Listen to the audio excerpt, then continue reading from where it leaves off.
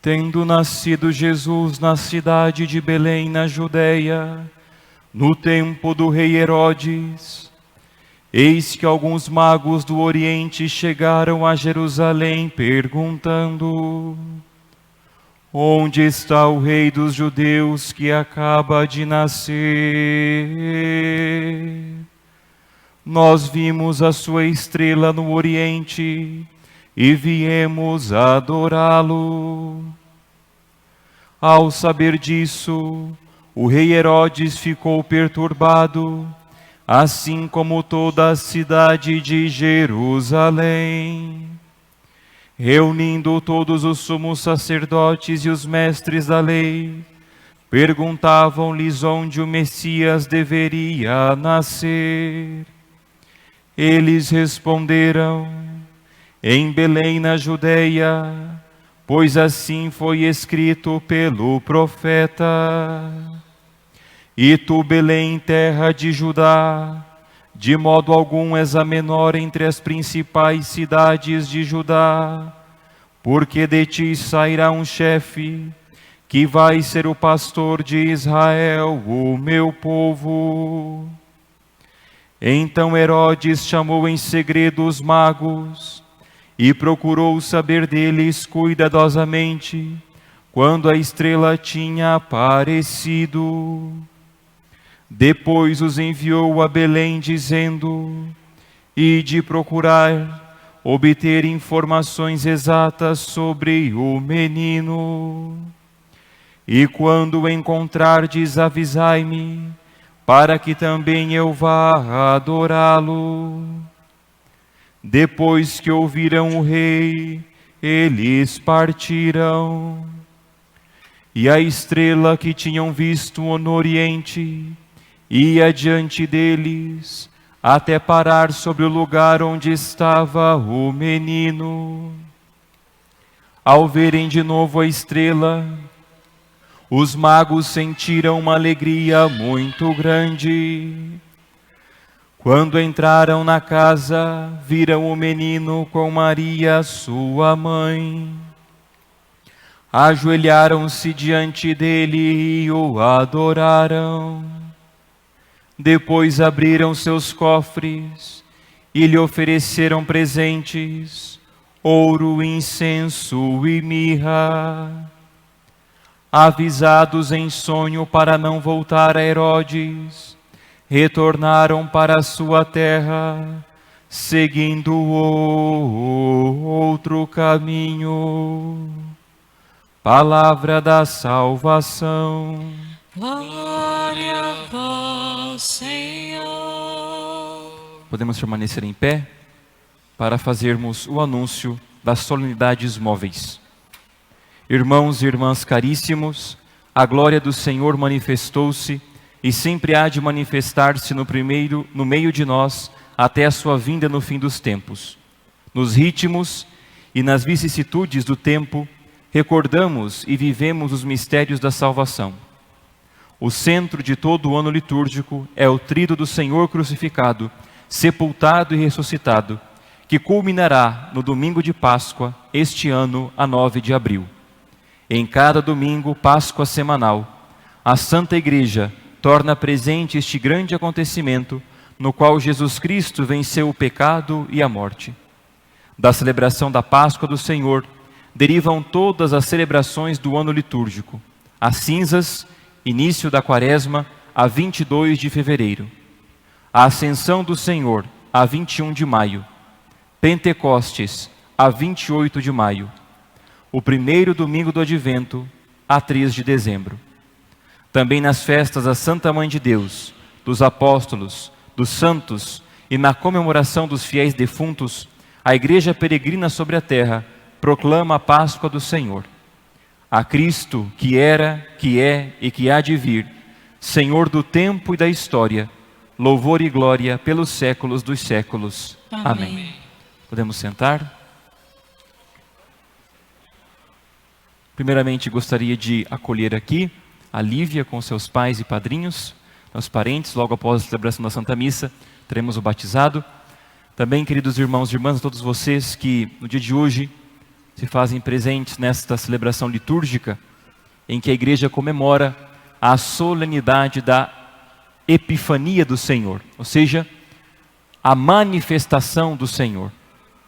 Hoje a igreja recorda de forma muito especial este mistério que nós contemplamos no Natal, que é a visita dos 3 reis magos a nosso Senhor.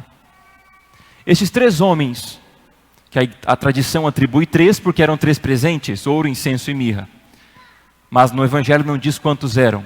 Mas a tradição atribui a 3, que têm nomes: Melquior, Gaspar e Baltazar. Esses 3 homens, eles vão até Belém, movidos por um fenômeno, que é esta estrela. Nós não sabemos dizer se foi um meteoro, se foi uma estrela, se Deus fez surgir um sinal no céu, mas o que nós sabemos é que algo diferente aconteceu no céu, para que esses 3 reis, que eram homens muito poderosos, reis e magos, eram homens pagãos, homens que cultuavam outros deuses, que tinham outras religiões, que não pertenciam ao povo de Israel, não pertenciam ao povo judeu. Estes 3 homens, movidos pela estrela, saíram dos seus reinos e foram em direção, então, até Belém. Quando chegaram a Jerusalém, Herodes, como toda a cidade, como diz o Evangelho, ficaram perturbados com o nascimento deste rei. Herodes, porque sentiu o seu poder humano, terreno, ameaçado, por isso queria matar o menino rei. E os judeus, porque esperavam o Messias. Mas os judeus esperavam o Messias de 2 maneiras. O pequeno resto de Israel, que esperava fielmente, como São José, Nossa Senhora, São João Batista, Simeão. Esse pequeno resto de Israel aguardava o Messias de verdade. Mas havia uma outra parte que esperava um Messias político, um Messias que iria libertar o povo dos romanos, um Messias temporal. Por isso essa notícia perturbou toda a cidade de Jerusalém. E quando os magos chegaram, dizendo que estavam ali para prestar a sua homenagem ao rei que tinha nascido, Herodes disse: muito bem, então quando vocês encontrarem, voltem aqui e me diga onde ele está, para que eu também vá prestar a minha homenagem. Mas Herodes, como nós sabemos, não queria prestar homenagem nenhuma. Herodes queria matar, como depois ele mandou matar todas as crianças de 2 anos para baixo, no massacre dos inocentes, sentindo o seu reino ameaçado. Esses homens continuaram seu caminho, até chegar no local exato aonde a estrela indicava. E como diz o Evangelho de São Mateus, Mateus, como um bom judeu, deixou descrita a cena que esses 3 reis encontraram. Encontraram o menino com Maria, sua mãe. Ou seja, encontraram o rei com a rainha mãe, ali, no presépio. Isso é muito importante, porque não diz que ele encontrou o menino com Maria, sua mãe. Porque se esse menino é rei, na tradição de Israel, na monarquia de Israel, a rainha mãe tem um papel importantíssimo.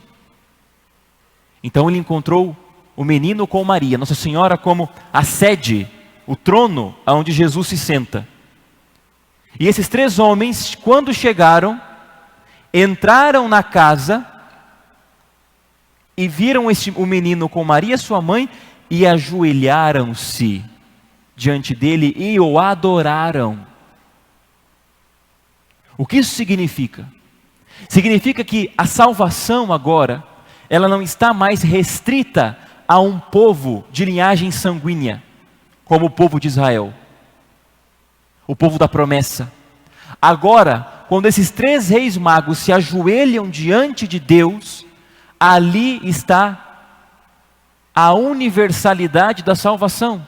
Deus quer que todos os homens se salvem e cheguem ao conhecimento da verdade. Ali, todas as religiões pagãs do mundo devem se curvar e se render ao único Deus verdadeiro. Esses 3 homens tinham as suas religiões falsas, mentirosas, tinham seus ídolos, os seus deuses falsos, mas quando se encontraram com a verdade que é Jesus, a única verdade, o único caminho, eles se prostraram e adoraram, porque reconheceram que Ele é o único Deus verdadeiro. Por isso, meus irmãos, nesses 3 reis magos, está toda a humanidade que não conhece Jesus, ou que estão em caminhos tortuosos, no paganismo, em outras religiões, em seitas, que devem vir adorar Jesus. Mas esta estrela não brilhou para sempre, ela se apagou. E não foram todos os povos do mundo que foram lá, foram só 3 reis. Mas Jesus, no final do Evangelho, disse aos seus apóstolos: ide por todo o mundo e anunciai o Evangelho a toda criatura. A estrela hoje somos nós.